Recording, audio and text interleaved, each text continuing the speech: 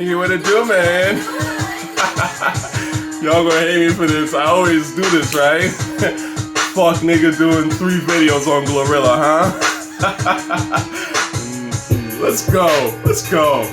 Alright. I can't remember who it was in the comment section. Someone joked, they're like, yo, you're gonna end up doing 4 videos. And I'm like, I just might. Glorilla is the most exciting rapper out right now. She only got 1 hit, but I'm very curious to see if she can follow up. So I want to talk on, Glorilla just very briefly here, because as I've been checking out some of his, her older stuff, I started to realize, I was like, yo, she changed up her flow. Like I said, when you're in rap, you have to rap a while to figure out your personality, who you are, your voice, and all that stuff. Right? It takes a minute. So I noticed that now that she's rapping, she sounds like Megan Thee Stallion, actually.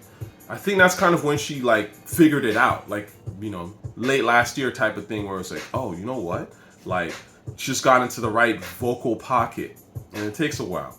Now, what I think is so fascinating to me about this Glorilla shit is that she sounds like Megan Thee Stallion, but way better to me. Way better. I've done a video about Megan Thee Stallion sucking, right? Glorilla to me takes what Megan Thee Stallion does, but just does it way better. Vocally, her voice is raw, it's heavier, but it's more interesting, it's funnier. There's more personality in her voice.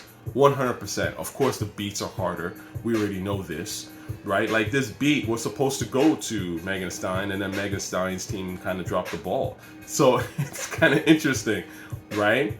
Like, literally, Glorilla is the real version of Megan Thee Stallion, if that makes sense, right?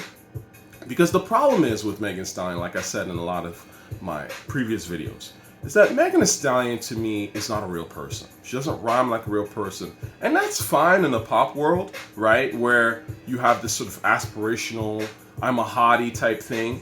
That's a pop thing, right?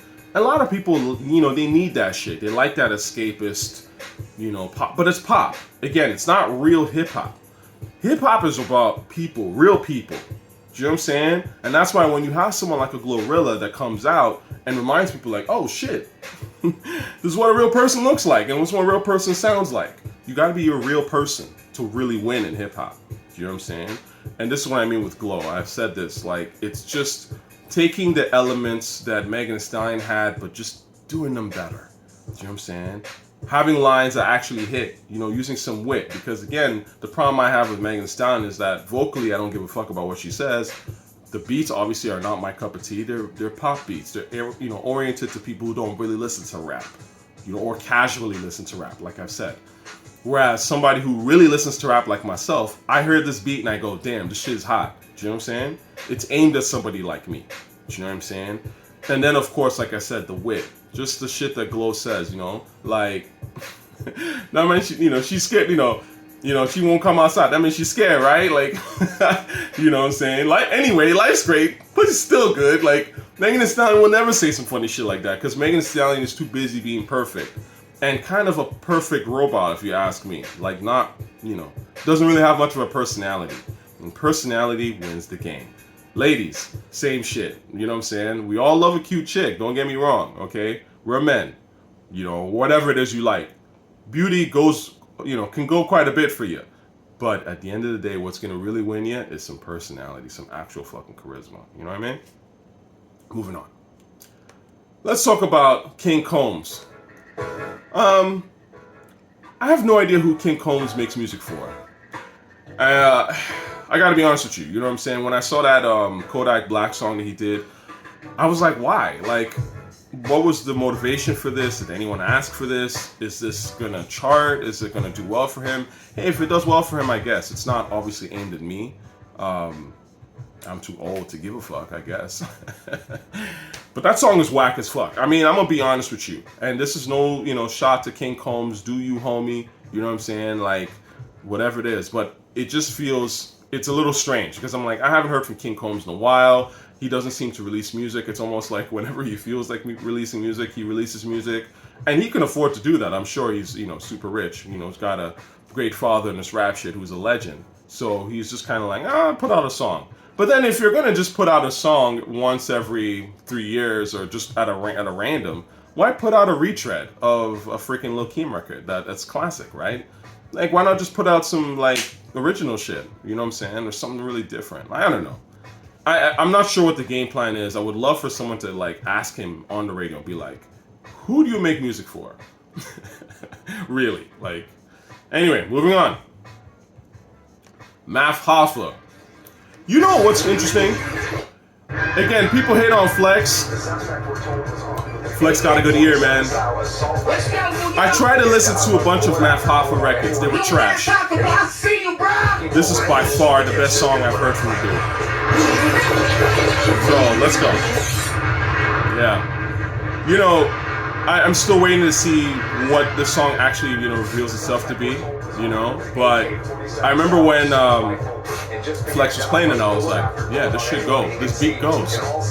Have it. Have it is genius, man.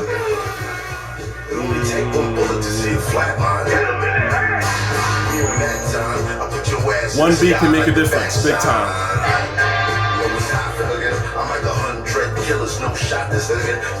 Now the question is, did Hoffa kill this? We don't know. I do think it's interesting how the song is not out. Like, come on, man. Come on. Like, it's almost like y'all didn't know that this shit was hot. Or, I guess, well, to be fair, people have rollouts. Maybe, you know, they knew it was hot, but they had to wait for the right time to bundle it with the album, whatever. But it's like, this should have been out, man. You know what I'm saying? Like, this should have been out. Like, when Flex made that challenge, it was like, okay, all right, we putting out Super Gangsta right away so people can listen to this shit. You know what I'm saying? Because clearly that's the best song. And I remember, it's interesting, I looked at some of the comments in the live, they're like, nah, this ain't it. It's like, some of these niggas is casuals, man. They don't know what they're talking about. I mean, I checked out a few Hoffa songs in that live. This one, to me, was by far the strongest one. By far. And then I listened to some of Math's older shit just to, like, listen to it, and it was pretty boring. You know? Hoffa's thing... See, the thing with Math is that Math is basically like, you know, I'm a bully, I used to rob niggas. That's boring, okay? Respectfully. It's, like, super boring. And now that you have a podcast that's popping, I get it's popping, but it's popping because you have celebrities on it, right? It's not really popping because it's Hoffa. Do you know what I'm saying? Like, Hoffa needs to come out with some shit on his own that makes him a celebrity. Does that make sense? You know what I'm saying? Like, there's got to be something about Math that's unique that makes people go, yo, I'm gonna check him out. I'm gonna check out what he has to say about something. He must have a perspective or something. You can't just be standing next to Method Man, respectfully. That beat, by the way, the Super Gangsta one, reminds me of Dust Juice. I don't know if y'all have ever heard this Dust Juice. It's I guess the mood is similar in that sense. It's almost like they were listening to this shit. So, great beat. Super Gangsta could be a great song, but again, songs like this are not going to be played on radio, and they're more album cut type records. You know what I'm saying? It's dope. Even at a hip hop function, they're not necessarily going to hear shit like this. You know what I'm saying? Like, it's just a little too dark, right? It's cool, but again, album cut shit. And lastly, let's move on. Let's talk about Contra. I am not a fan. I've heard a few songs that are done or freestyles. You already know how I feel about freestyles. I've made videos about this, talking about radio freestyles being corny, and they don't determine anything about a person's talent, really. Which is why whack rappers lean on them so heavy, because they think, look, like Nas and Pun and them did freestyles back in the day, so therefore I'm like Pun, I'm like Nas. No, you're not. Okay? Nas, Pun, and those guys made actual records that are fucking fantastic. And then they went on the radio and did freestyles. See what I'm saying? Like, it's a little bit different. Now, let's talk about Contra, who I think it's interesting because they're talking about their influences are Wu-Tang. I don't really believe them, but that's okay. They did mention that one of their influences is the Far Side. I believe that shit 100%. And Jurassic 5, I definitely believe that too. So, Contra to me are these guys that they in a group like a boy band type thing, and they're like lyrical or rappy, right? They do a throwback to an old school sound. That's what Jurassic 5 are doing. So that's really what they are. And I would argue to a certain degree that they're actually even like in a way kind of like Pac Div. Remember them? You know I think is interesting about rappers today, and just how it shows how stuck in a box hip hop is right now. rappers will always, the new ones are like, when they're doing the rappity rap thing, they're like, I'm like Nas, I'm like Mobb Deep, I'm like Wu-Tang, right? They always love to throw out these legendary names. Rap has like gone a lot of years past those guys. Do you know what I'm saying? So it's just interesting how it's like, okay, so you're telling me that you are the 98 version of Nas. What about the freaking, 2009 version of Pac Div? Does no one ever mention Pac Div? When Pac Div were out, they were probably talking about we, the new Wu or whatever.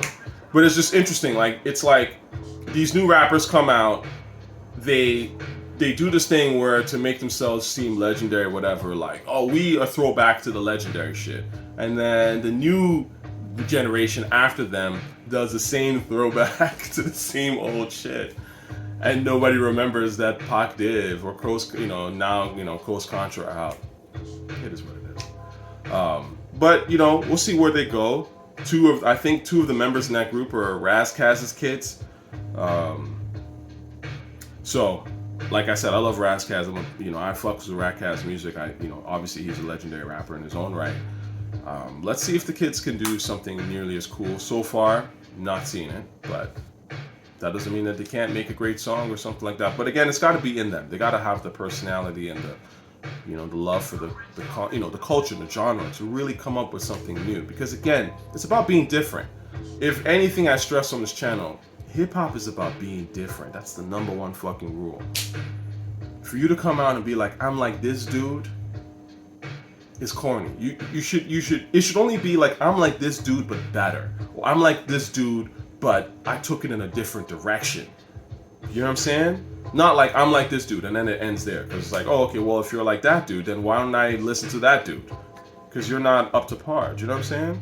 And again, it's about being different. So let's see if, Coast Contra end up being different. So far, they sound a bit generic to me. Peace.